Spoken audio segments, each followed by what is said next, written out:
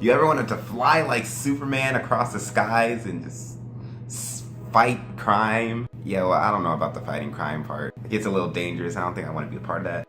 I rarely say anything if somebody line jumps. How am I supposed to stop an evil villain from taking over the world?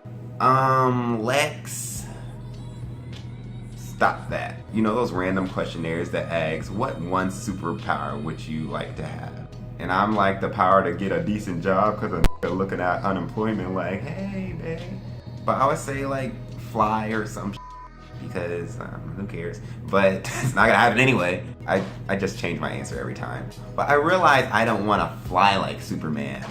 I want to be Superman. Because when Superman flies, he just effortlessly soars through the sky like pollution. But after writing this, I know that if I fly, it feels like I'm carrying Golden Corral and the whole Mexican family that's operating it.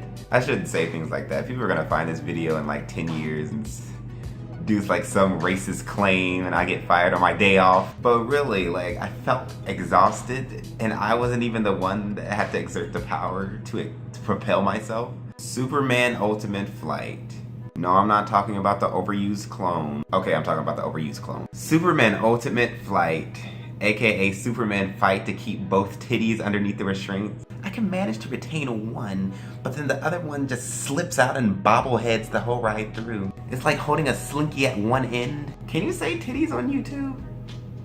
Just in case I didn't say that, I said tits. There are 3 Superman Ultimate Flight clones, flying coaster clones.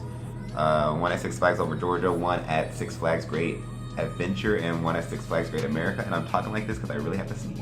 Basically Six Flags G. There's also Crystal Wing and Happy Valley Beijing. They are B&M flying coasters. They're about 2,700 feet long. I only rode the one at Six Flags Over Georgia. The one at Georgia debuted in 2002. So geez, they only added 3 coasters since then. Ugh. And one of them was Joker's Funhouse coaster. But yes. So you take a trek all the way to the back of the park and going through various widths of midways.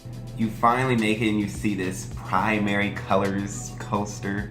You enter the queue line, zigzagging past all these comic book character bios. And you make it to the station and then you notice that these people are seated and then the trains make them rise up into flight position like they're about to do a wheelbarrow relay race. That's what we're doing today, okay. So finally it's your turn. You get strapped on and rise up like Andra Day. You proceed forward. You rise up the 106-foot lift, getting all kinds of treetop. You come to your senses.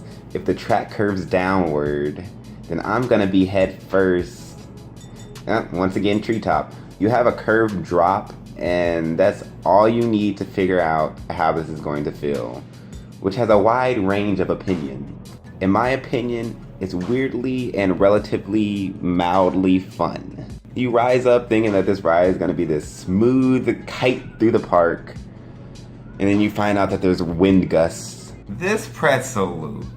Look, Auntie Anne gave me an whooping.